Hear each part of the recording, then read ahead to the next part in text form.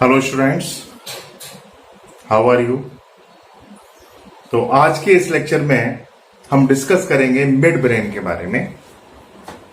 हम जानते हैं कि ब्रेन को हमने 3 पार्ट में डिवाइड किया है। कौन कौन सा? फोर ब्रेन, मिड ब्रेन और हिंड ब्रेन। तो अब हम मिड ब्रेन को लेते हैं। मिड ब्रेन मैमल्स में कम डेवलप होता है, स्पेशली ह्यूमन में तो जो है मिड ब्रेन बहुत ही कम देखने को मिलता है। तो ह्यूमन में as compare to other mammals midbrain काफी कम डेवलप देखने को मिलता है। तो हम देखते हैं स्टूडेंट्स, तो now we discuss about the mid brain. तो मिड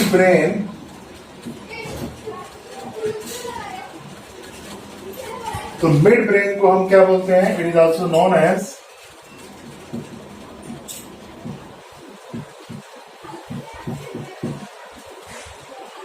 मेसेनसिफेलोन। इसे हम क्या बोलेंगे स्टूडेंट्स? मेसेनसिफेलोन के नाम से जानते हैं। अभी किस तरह का होता है मिड ब्रेन, जरा इसको देखते हैं। तो देखो, मिड ब्रेन को क्या बोला हमने? मेसेनसिफेलोन के नाम से जाना। अब हम इसके स्ट्रक्चर को देखते हैं। तो इसके स्ट्रक्चर को देखें तो देखिए, हम ब्रेन के डायग्राम को देख रहे हैं। तो ब्रेन के डायग्राम में सबसे पहले हेड ब्रेन को हम ड्रॉ कर रहे हैं। सपोज दैट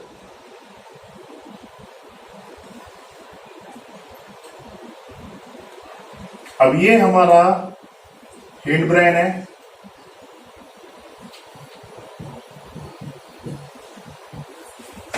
हेड ब्रेन में ये क्या दिख रहा है आपको? ये दिख रहा है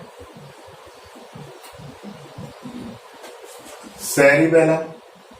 ये क्या दिख रहा है आपको? Medulla oblongata. और ये वाला पोर्शन क्या दिख रहा है आपको? पोन्स। ये वाला पोर्शन क्या दिख रहा है आपको? पोन्स दिख रहा है।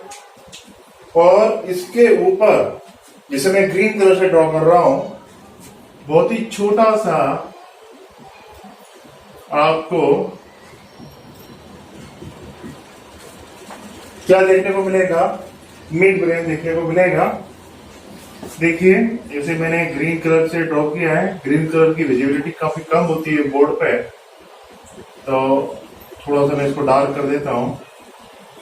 तो देखिए, ये जो ब्रेन है, ब्रेन का ये ग्रीन कलर का जो पोर्शन है, तो ये पोर्शन कौन सा है? Mid brain. अब इस मिड ब्रेन के ऊपर क्या होगा? इस मिड ब्रेन के ऊपर होगा हमारा डायनसेफेलॉन।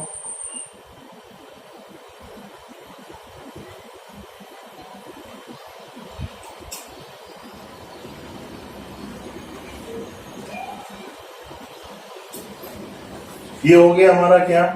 डायनसेफेलॉन। अब डायनसेफेलॉन में जरा मेरे को बताइए, ये डायनसेफेलॉन में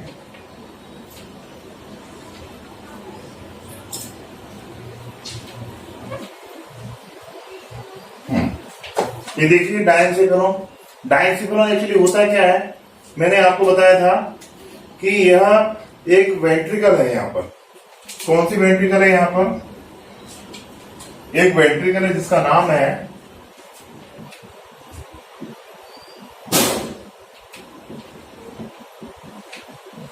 थर्ड वेंट्रिकल। क्या नाम है? Third ventricle. तो थर्ड वेंट्रिकल से भरा हुआ ये जो स्ट्रक्चर दिख रहा है, इस पूरे के पूरे स्ट्रक्चर्स को हम क्या बोलते हैं? डायनसेफेलॉन के नाम से जानते हैं। अब डायनसेफेलॉन की जो छत है, जो रूफ है, उसे हम क्या बोलेंगे? उसे हम बोलेंगे एपिथैलेमस।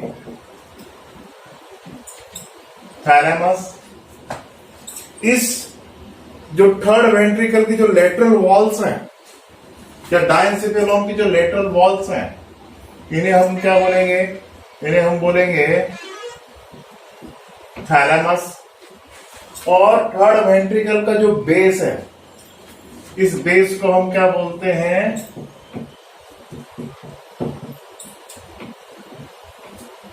हाइपोथैलेमस। इस बेस को हम क्या बोलेंगे? हाइपोथैलेमस के नाम से जानेंगे। तो ये तीन स्ट्रक्चर्स मिलके क्या बनाया,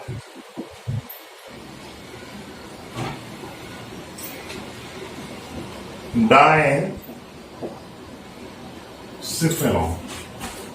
इन तीन स्ट्रक्चर्स ने मिलकर किसका फॉर्मेशन किया, डायनसिफेलॉन का फॉर्मेशन किया। तो देखो अब इसके ऊपर आपको क्या दिखाई देगा, इसके ऊपर आपको दिखाई देगा सेरिब्रल हेमिस्फीयर, जिसने कि इन पूरे के पूरे स्ट्रक्चर्स को क्या कर रखा है, कवर्ड कर रखा है। तो ये स्ट्रक्चर्स आपको देखने को नहीं मिलेंगे जब तक सेरिब्रल हेमिस्फीयर को रिमूव नहीं करेंगे, तो ये स्ट्रक्चर आपको देखने को नहीं मिलेंगे। तो यहां पर जरा देखो, ये वाला पोर्शन क्या है, ये है हमारा हाइपोथैलेमस, और नीचे क्या है, नीचे है हमारा हिंड ब्रेन। तो हाइपोथैलेमस और हिंड ब्रेन के बीच में जो स्ट्रक्चर, ये नीचे है हिंड ब्रेन, ये ऊपर क्या है, हाइपोथैलेमस। तो हिंड ब्रेन और हाइपोथैलेमस के बीच में जो पोर्शन है, इस पोर्शन को क्या बोला जाता है, इस पोर्शन को हम मिड ब्रेन के नाम से जानते हैं। तो मिड ब्रेन के बारे में एनसीईआरटी में सीधा सा लिखा हुआ है। इसकी लोकेशन क्या मेंशन है हमारे एनसीईआरटी में, एनसीईआरटी में मेंशन किया गया, डायरेक्टली मेंशन किया गया है कि इट लोकेट बिटवीन द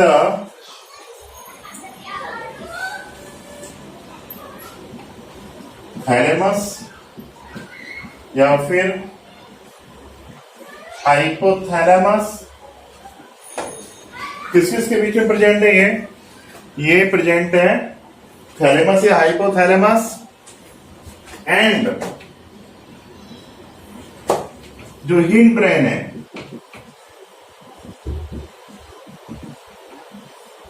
इनके बीच में ये प्रेजेंट होता है। क्या प्रेजेंट है इनके बीच में, इनके बीच में जो स्ट्रक्चर प्रेजेंट है, ये क्या है हमारा, ये हमारा मिड ब्रेन। तो डायग्राम में आपको समझ में भी आ रहा होगा, ये ऊपर डायनसिफेलॉन, डायनसिफेलॉन क्या है, थर्ड वेंट्रिकल का जो पूरा का पूरा स्ट्रक्चर है, थर्ड वेंट्रिकल, उसका पूरा का पूरा जो कवरिंग, इस कवरिंग को हमने क्या बोला, डायनसिफेलॉन। डायनसिफेलॉन की छत एपिथैलेमस, लेटरल वॉल थैलेमस, और इसका जो फ्लोर है उसे हम क्या बोलते हैं, हाइपोथैलेमस के नाम से जानते हैं। तो डायनसिफेलॉन में कौन सी वेंट्रिकल प्रेजेंट होती है, थर्ड वेंट्रिकल प्रेजेंट होती है, ठीक है। उसके बाद ये है हमारा इधर हिंड ब्रेन। तो हिंड ब्रेन थैलेमस या फिर हाइपोथैलेमस के बीच का ये जो पोर्शन है, जिसे मैंने ग्रीन कलर से मार्क किया हुआ है, ये होता है हमारा मिड ब्रेन। ये सब क्या होता है हमारा मिड ब्रेन। तो मिड ब्रेन की लोकेशन क्या है, थैलेमस या हाइपोथैलेमस और हिंड ब्रेन के बीच में।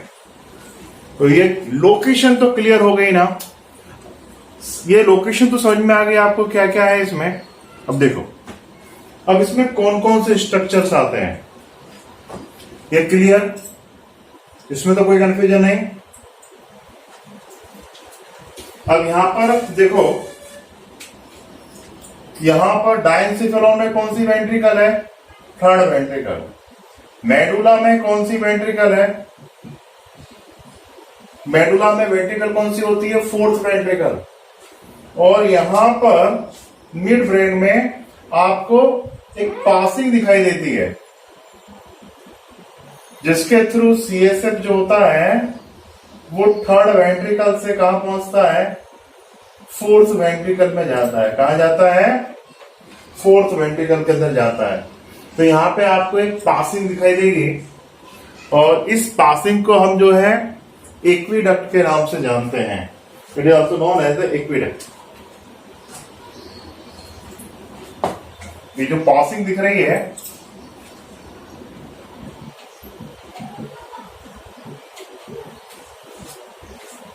इसे हम एक्विडक्ट के नाम से जानते हैं।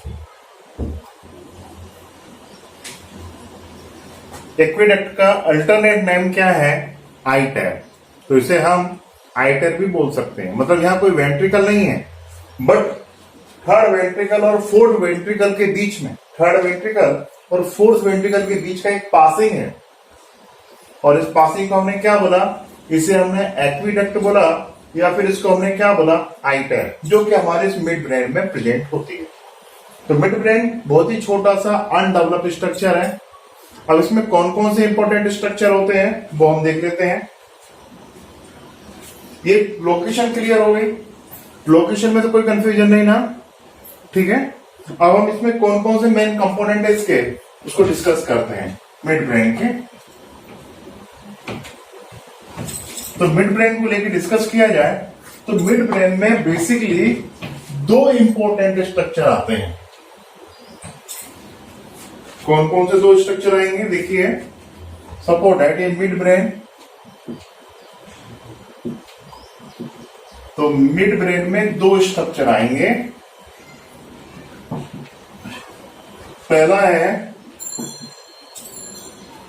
कार्पोरा क्वाड्रिजेमिना, और दूसरा जो स्ट्रक्चर होता है उसे हम बोलते हैं क्रूरा सेरिब्री। तो इस तरह से दो स्ट्रक्चर इसके अंदर आते हैं। तो मिड ब्रेन में दो स्ट्रक्चर आते हैं, कार्पोरा क्वाड्रिजेमिना एंड क्रूरा सेरिब्री।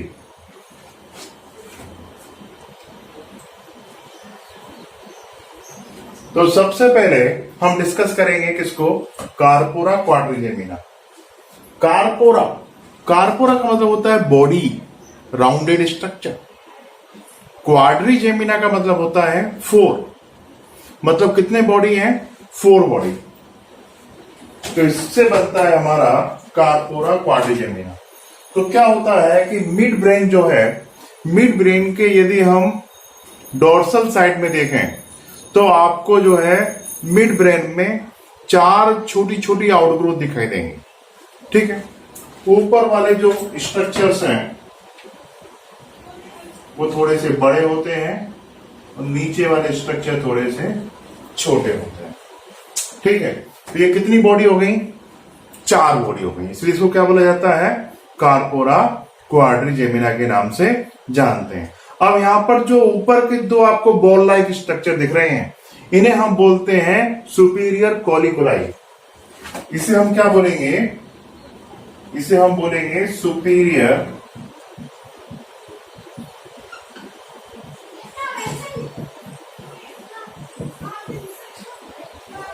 कॉलिकुलाई। और नीचे के जो छोटे छोटे राउंडेड स्ट्रक्चर हैं, ये केवल मेमर में ही होते हैं। नीचे वाले स्ट्रक्चर केवल आपको मेमल में देखने को मिलेंगे। अदर एनिमल में केवल दो ही स्ट्रक्चर देखने को मिलेंगे। तो अदर एनिमल में कार्पोरा क्वाड्रिजेमिना नहीं होगा, अदर एनिमल में होगा कार्पोरा बाइजेमिना।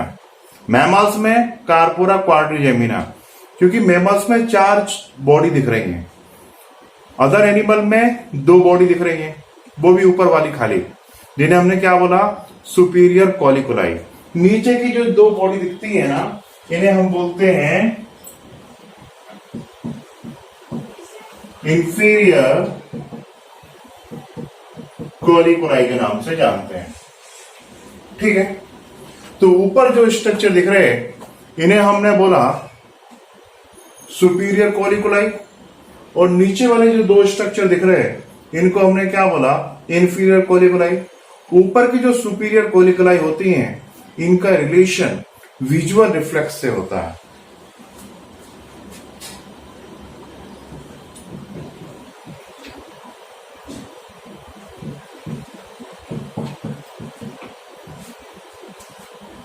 इनका रिलेशन किससे होता है? विजुअल रिफ्लेक्स से होता है। और इसके अलावा जो आई की मूवमेंट में ये कोऑर्डिनेट करती है।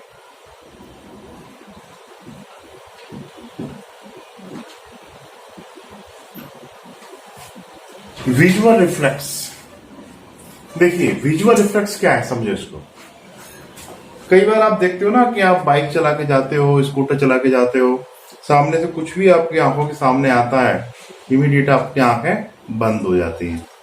ठीक है, कई बार आपने देखा हो क्लासरूम में आप बैठे हो खाली और कोई फ्रेंड आपकी आंखों के सामने एकदम ऐसे हाथ करता है, आपकी आंखें एकदम बंद हो जाती हैं। यह एक तरह का रिफ्लेक्स है। इस रिफ्लेक्स को कौन से रिफ्लेक्स के नाम से जानते हैं हम? इसे हम विजुअल रिफ्लेक्स के नाम से जानते हैं। तो विजुअल रिफ्लेक्स का कंट्रोल कौन करता है? सुपीरियर कोलिकुलाई करता है। उसी तरह से नीचे के जो दो आपको छोटे छोटे गोल गोल स्ट्रक्चर दिख रहे हैं, इन्हें हम बोलते हैं इंफीरियर कोलिकुलाई। और इंफीरियर कोलिकुलाई जो होते हैं, ये ऑडिटरी रिफ्लेक्स से रिलेटेड होते हैं। ऑडिटरी मतलब साउंड।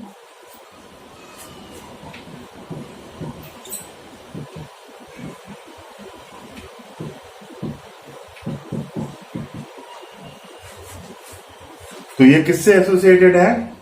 ये ऑडिटरी रिफ्लेक्स से एसोसिएटेड है। कई बार आपने देखा ना कि आप जैसे बैठे हो और सर एकदम सडनली कोई क्रैकर बस्ट हुआ आसपास, तो आप एकदम डर जाते हो ना। तो ये किसकी वजह से हो रहा है? ये ऑडिटरी रिफ्लेक्स की वजह से हो रहा है। आप शांति से बैठे हो, कई बार कोई आपके कान के पास आके एकदम जोर से चिल्ला देता है, तो एकदम आप डर जाते हो ना। तो ये एक तरह का रिफ्लेक्स है। तो ये रिफ्लेक्स किसकी वजह से कंडक्ट हो रहा है? ये हो रहा है हमारा इंफीरियर कोलिकुलाई की वजह से कंडक्ट हो रहा है। तो आप देखना, आपने क्या देखा?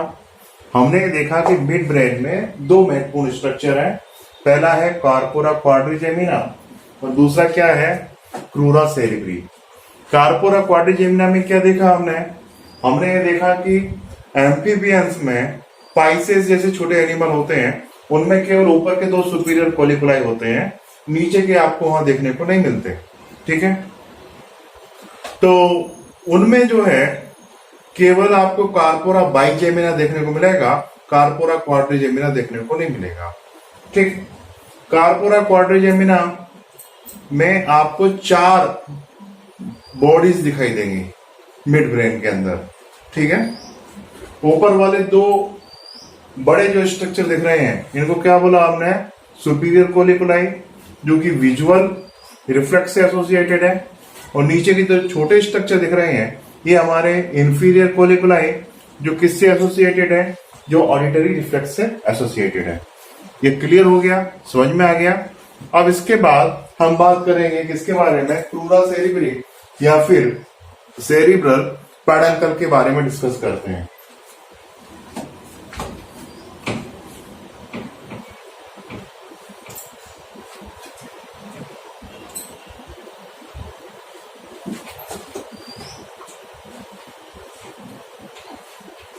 तो अब हम बात करते हैं क्रूरा सेरिब्री, और क्रूरा सेरिब्री को हम सेरिब्रल पेडंकल के नाम से भी जानते हैं। तो एक्चुअली ये है क्या? It is the thick band और बंडल ऑफ न्यूरल फाइबर्स। ठीक है,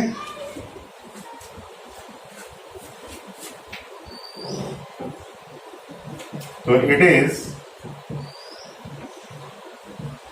thick band of longitudinal neural fibers. So it is a thick band of the longitudinal neural fibers, जो कहाँ प्रेजेंट होता है? ये प्रेजेंट होगा, present at anterior side of midbrain।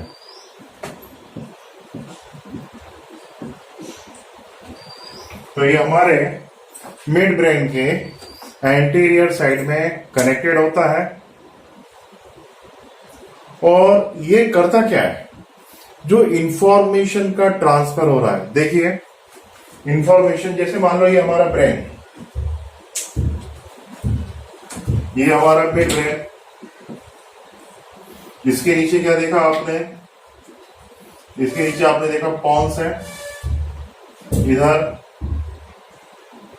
Cerebellum है, नीचे क्या है? मेडुला।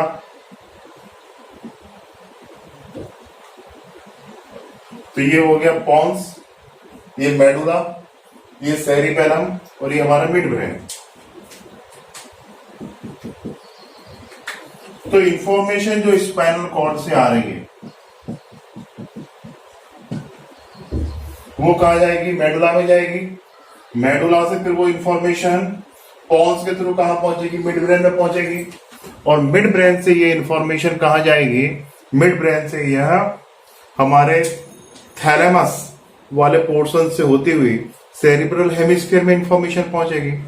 तो जो इंफॉर्मेशन का जो ट्रांसफर हो रहा है मिड ब्रेन के थ्रू, तो वो जो ट्रांसफर होता है वो इस क्रूरा सेरिब्री के थ्रू होता है। किसके थ्रू होता है स्टूडेंट, वो इस क्रूरा सेरिब्री के थ्रू होता है।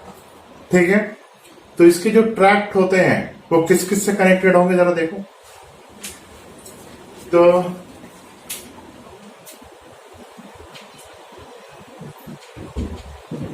ट्रैक्ट का मतलब क्या बोला था मैंने, बंडल ऑफ एक्सॉन्स।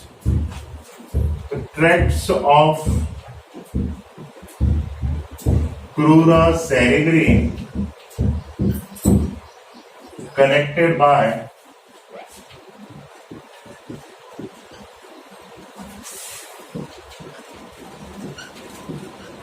cerebellum,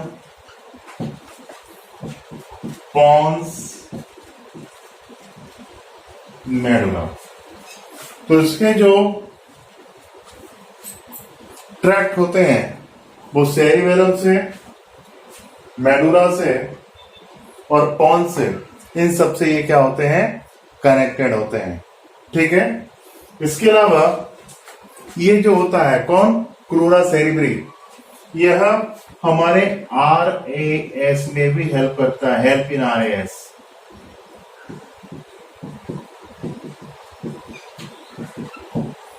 अब ये RAS क्या होता है ये हम डिस्कस कर चुके हैं। तो ये एक्चुअली रेटिकुलर एक्टिवेटिंग सिस्टम होता है हमारे ब्रेन का, जिसमें हमारा थैलेमस और मिड ब्रेन शामिल होता है। तो जो इंफॉर्मेशन आपके सेरिब्रम को रिसीव करनी है वही इंफॉर्मेशन आपके सेरिब्रम तक पहुंचेगी, अनवांटेड को फिल्टर कर दिया जाएगा। ठीक है, तो ये RAS एक तरह का लाइफ सपोर्ट सिस्टम होता है जिसके थ्रू आपका ब्रेन जो डिजायरेबल इंफॉर्मेशन है उसे ही परसीव करता है, अनवांटेड को परसीव नहीं करता। सपोज डेट क्लासरूम में आप बैठे हो, टीचर पढ़ा रहा है, आपका फ्रेंड आपसे बात कर रहा है, दोनों ही साउंड आपके कान पे साथ साथ आ रहे हैं। आपको फ्रेंड की आप बात सुननी है, टीचर की बात नहीं सुननी। तो क्या होगा कि RAS क्या करेगा, टीचर के साउंड को फिल्टर कर देगा और केवल आपको साउंड महसूस होगा कि टीचर का साउंड आ रहा है, पर आपका कॉन्सेंट्रेशन किस पे होगा, फ्रेंड की बात के ऊपर होगा। ये इससे पॉसिबल है। ठीक है, यदि RAS नहीं होता तो सभी साउंड हमारे ब्रेन में साथ साथ पहुंचते, सेरिब्रम कंफ्यूज हो जाता है कि किसकी बात माननी, क्या सुनना है क्या नहीं सुनना है। ठीक है, तो ये RAS जो है ये एक रेटिकुलर एक्टिवेटिंग सिस्टम होता है और इसमें हमारा मिड ब्रेन का कौन सा पोर्शन हेल्प करता है, हमारे मिड ब्रेन का क्रूरा सेरिब्रिस में हेल्प करता है। तो मिड ब्रेन में स्टूडेंट्स इतना सफिशिएंट। मिड ब्रेन में से कौन सा पासिंग गया है, मिड ब्रेन में से जो पासिंग गया अभी थोड़ी देर पहले डिस्कस किया हमने, उसको हमने क्या बोला, आइटर के नाम से बोला या एक्विडक्ट के नाम से बोला, उसको एक्विडक्ट ऑफ सिल्वियस भी बोलते हैं उसको हम। तो ये हमारे मिड ब्रेन में इतने सारे स्ट्रक्चर्स होते हैं। अब इसके बाद जो नेक्स्ट लेक्चर होगा उसमें हम हिंड ब्रेन के ऊपर डिस्कस करेंगे। तो मुझे लगता है कि यह आपको समझ में आया होगा। इसमें जो भी कंफ्यूजन्स हैं, देखो ब्रेन काफी टफ पोर्शन है, न्यूरल सिस्टम काफी टफ जाता है स्टूडेंट्स के लिए। इसमें जो भी आपको डाउट्स हैं वो मुझे व्हाट्सएप के थ्रू आप सोल्व करा सकते हैं।